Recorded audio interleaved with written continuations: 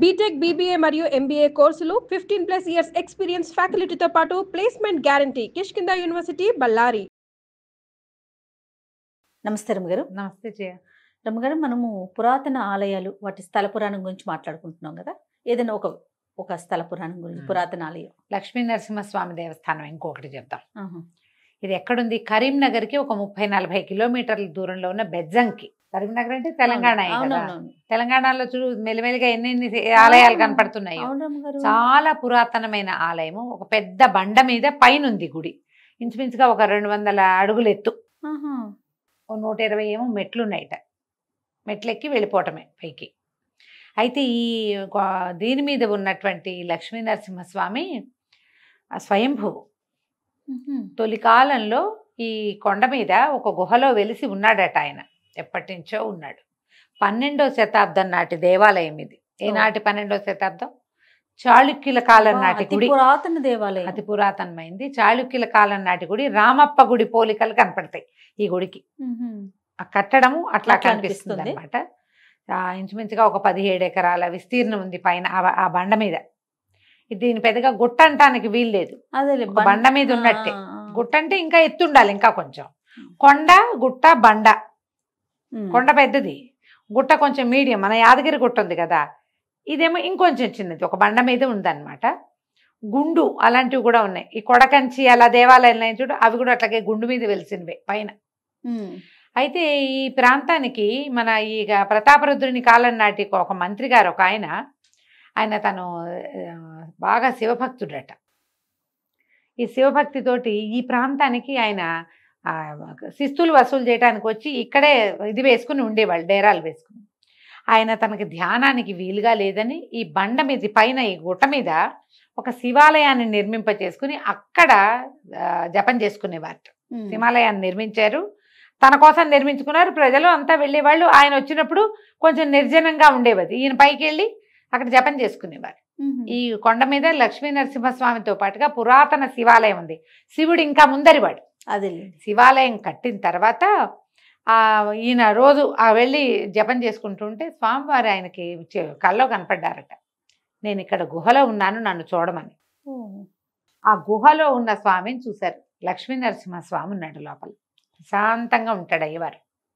అయితే ఏం చేశారు తర్వాత ఆ గుహనే మండపంగా మలిచేసి కొంచెం గర్భాలయంగా, కొంచెం ముఖమండపంగా అట్లా చేశారనమాట. చక్కగా లోపల స్తంభాలు అవన్నీ బాగా అరేంజ్ చేశారు. ఈ స్తంభాల మీద బోలెడంత శిల్పకళ కనపడుతుంది. ఎంత పురాతనది! 1200వ శతాబ్దంలో, 12వ శతాబ్దంలో అంటే ఇంతకాలం ఉంది చూడు. అవును, పురాతనమైన దేవాలయం, అతి పురాతనమైంది. స్వామి ప్రత్యక్షంగా తనంతట తను ఆ స్వరూపంలో వెలిసి ఉండటం వల్ల ఇంకా కొంచెం ఎక్కువ పవర్ కూడా ఉంటుంది. ఎప్పుడు మనం అట్లా చూస్తాం కదా కదా. తర్వాత కాలంలో కూడా ఇక్కడికి ప్రతాపరుద్రుని కాలంలో చాలా సమర్పించారు స్వామికి. పెద్ద స్థలాలు అవి ఉన్నాయి. 17 ఎకరాల స్థలం అంటే అదేం చిన్నది కాదు కదా, చాలా పెద్దది. పెద్దది, విశాలమైన మండపము అది ప్రత్యేకంగా కనపడతాయి. ఇక్కడ ఒక ప్రత్యేకమైన స్తంభం ఉంది, 30 అడుగుల స్తంభం అట. ఇది ఆండాళ్ స్తంభం అంటారు అమ్మవారు. ఈ ఆండాళ్ స్తంభానికి ఈ ప్రాంతం ప్రజలు ఏం చేస్తారంటే ఆ స్తంభానికి చీర కట్టి ఒడిబియ్యం సమర్పిస్తారు. అయితే సంతానం కలుగుతుందని చెప్తారు. మనకి లోకల్గా ఉండే పద్ధతులు కొన్ని ఉంటాయి. మన వైపు ఒడిబియ్యాలు పొయ్యం కదా, మనం ఏం చేస్తాం, చలివిడి పెట్టడం, కడుపు చలవకి చలివిడి పెట్టడం అంటారు. అంతే, ఒడి నింపటాలు అవి చెయ్యం. ఇక్కడ ఏంటంటే ఏటా ఒడిబియ్యం పోసే పద్ధతి ఉంటుంది. ఆడపిల్లలకి ఒడిబియ్యం పోస్తారు. ఒడిబియ్యం వండటం కూడా ఒక ప్రక్రియగా కనపడుతుంది. ఈ దేవాలయాల్లో ఉన్న అమ్మవార్లకి ఒడిబియ్యం సమర్పించడం మనం ఏం చేస్తారు, ఏటా పోస్తారు. తర్వాత ఏదైనా పర్వదినాల్లో పోస్తారు. మన ఇంట్లో ఏదైనా పెళ్ళి అయితే, ఓ బిడ్డ పుడితే అప్పుడు కూడా అమ్మవారికి ఒడిబియ్యం పోస్తారు. ఈ ఆండాళ్ స్తంభానికట సంతానం లేని వాళ్ళు కనుక ఒడిబియ్యం పోస్తే, చీర కట్టించడం, ఒడిబియ్యం పోస్తే సంతానం కలుగుతుందట తప్పకుండా. అదొకటి చాలా విశేషంగా కనపడుతుంది. మనం దేవాలయానికి వెళ్తుంటే ఇంకా ముందే ఒక 4-5 కిలోమీటర్ల ముందే ఆర్చి కనపడుతుంది. ఈ దేవాలయానికి మనం ఈ దారిలో వెళ్తుంటే ఒక 4-5 కిలోమీటర్ల ముందే ఆర్చి కనపడుతుంది. బెజ్జంకి లక్ష్మీనరసింహస్వామి దేవస్థానం అని. ఓవైపు అర్ధనారీశ్వరుడు, ఓవైపు ఆంజనేయుడు, మధ్యలో నరసింహస్వామి దర్శనమిస్తారు. మనం కొండ మీదకి వెళ్తే ఎంత బాగుంటుంది. ఎప్పుడైనా సరే మనం పైకి వెళ్ళిన కొద్దికి బాగుంటుంది వ్యూ. చాలా ప్రశాంతంగా హాయిగా ఉంటుంది, ఉండటానికి మహా బాగుంటుంది. ఏదైనా ఫుడ్ ఏర్పాటు చేసుకుని వెళ్తే కనుక చక్కగా ఎక్కువ టైం కూడా మనం స్పెండ్ చేయగలుగుతాం. పొద్దున్న 7 గంటల నుంచి మధ్యాహ్నం దాకా, మళ్ళీ సాయంకాలం 5 నుంచి రాత్రి 7 గంటల దాకా అట్లా తెరిచి ఉంటుంది దేవాలయం. ఈ లోపలికి మనం వెళ్తూనే మనకి 2 ఆలయాలు కనపడతాయి. నరసింహస్వామితో పాటు శివాలయం కూడా, పురాతనమైన ఆలయం అని చెప్పుకున్నాం కదా. ఈ శివకేశవ క్షేత్రంగా చెప్పుకోవాల్సిందే దీన్ని. ఈ గుహని మలిచారు కదా, చక్కగా మండపాలు అవి బాగా నీట్గా నిర్మించారనమాట. ఈ మన ఆండాళ్ళ స్తంభంతో పాటు ఒక పెద్ద భైరవ విగ్రహం కూడా ఉంటుంది కొండ మీద.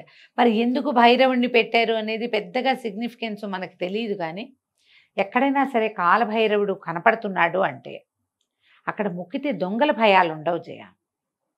అలా చెప్తుంటా. వస్తువులు పోగొట్టుకోవటము, మన ఇంట్లో చిన్న చిన్న దొంగతనాలు, మనమే ఎప్పుడు ఎక్కడో చోట వదిలేస్తాం, లేదా మనం అదాటుగా ఉంటే ఎవరో లాగేస్తారు. అవును, ఆ ప్రమాదాలకి ఎప్పుడు కాలభైరవుడు చాలా సమాధానంగా ఉంటాడు.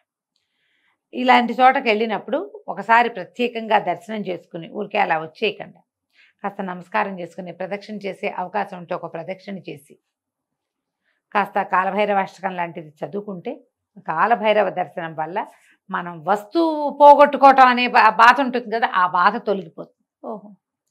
ఒక పక్కన ఆండాళ్ళ తల్లి ఉంది, ఆ స్తంభం కూడా కనిపిస్తుంది కదా. అమ్మవారు ప్రత్యేక స్వరూపంలో విడిగా మనకి కనిపించరు, కానీ లక్ష్మీనరసింహ స్వామితో పాటే ఆమె కూడా కనపడుతుంది. మనకి హైదరాబాదు చుట్టుపక్కల ఇలాంటి పురాతన దేవాలయాలు ఎన్ని ఉన్నాయో. ఒక రోజులో చేయగలిగే ప్రయాణాలు, పొద్దునెళ్ళి సాయంత్రం వచ్చేసేవి. పిఎస్ఎం లక్ష్మి గారిది ఒక పుస్తకం కూడా ఉంది, హైదరాబాద్ నుంచి 100 కిలోమీటర్లు అని. అన్ని పక్కల పైగా ఇక్కడ స్వామి దక్షిణాభిముఖుడుగా ఉంటాడు. దక్షిణాభిముఖంగా ఉన్నటువంటి విష్ణువాలయాలు సులభ ప్రసన్నులుగా చెప్తారు. ఏ విష్ణువాలయంలో అయినా విష్ణువు దక్షిణం వైపు తిరిగి ఉంటే కోరిన కోరిక తీరుస్తాడు.